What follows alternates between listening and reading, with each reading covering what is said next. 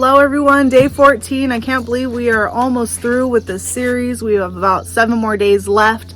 Today we're going to be jumping into the crucifixion in Luke 23. We're going to start off at verse 32. 2 others, both criminals, were led out to be executed with him. When they came to the place called the Skull, they nailed him to the cross, and the criminals were also crucified, one on his right and one on his left. Jesus said, "Father, forgive them, for they don't know what they're doing." And the soldiers gambled for his clothes by throwing dice. The large crowd watched, and the leaders scoffed. "He saved others," they said.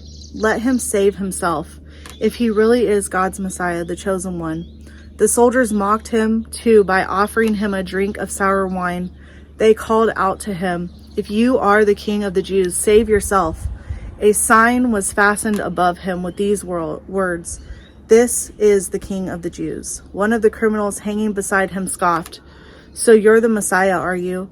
Prove it by saving yourself and us too while you're at it." But the other criminal protested, "Don't you fear God even when you have been sentenced to death?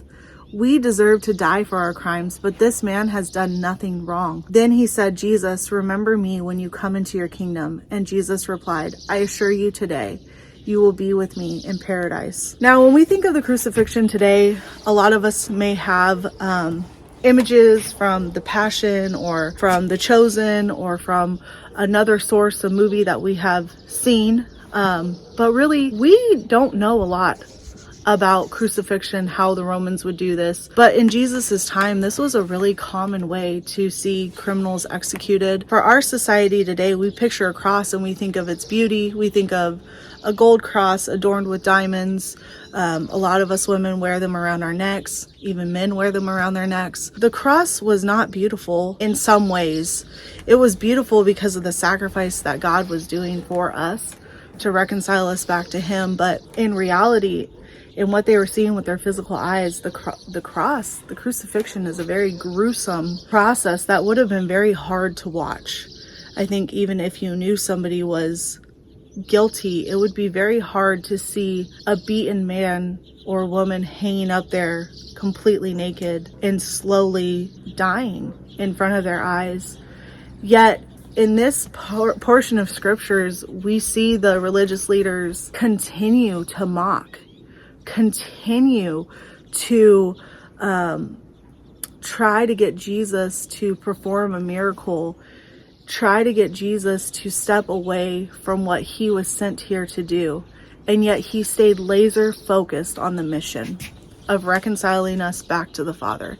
He stayed laser focused on the mission of overcoming the enemy in our lives so that we can walk in freedom and health and peace and overcome shame and guilt and remorse and all the things that hold us down as humans.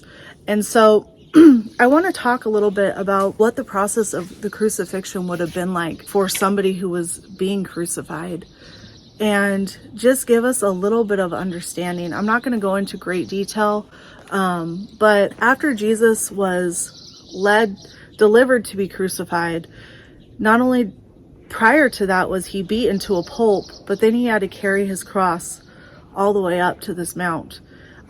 Once he got there, they would have laid out the pole that he was carrying, and they would have stretched out his arms, and they would have put 5-inch iron nails through each one of his wrists. That would have stretched his arms out. At that point, they would have hoisted him up by a rope, and they would have put him on another pole that was sitting vertically, a pole, and they would have dropped him into the notch that would have been there.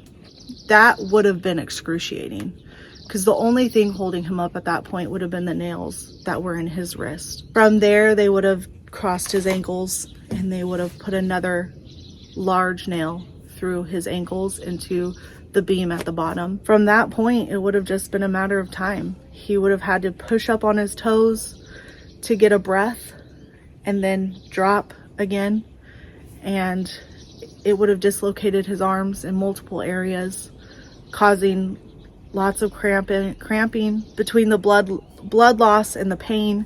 He would have become extremely dehydrated, which is why you see him asking for something to drink while he was up on that cross. The next thing that would have taken place is his heart would have stopped operating. His heart would have slowed down, and his lungs would have started to collapse.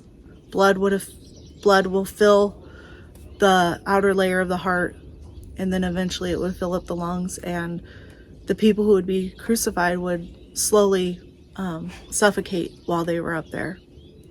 The process was not one that I think any of us would want to have to experience or go through. Yet it was Jesus's love for us that held him up on that cross. He chose to be there.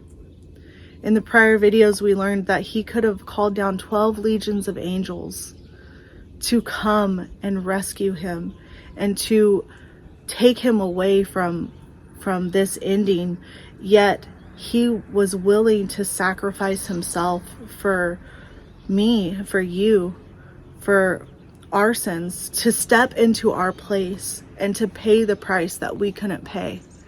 And for that, we should all just take a moment and be grateful for a Lord that was willing to die in the place, put his innocent life in the place of our guilty lives. So as we go through this weekend, I just want to encourage you that you are loved by God.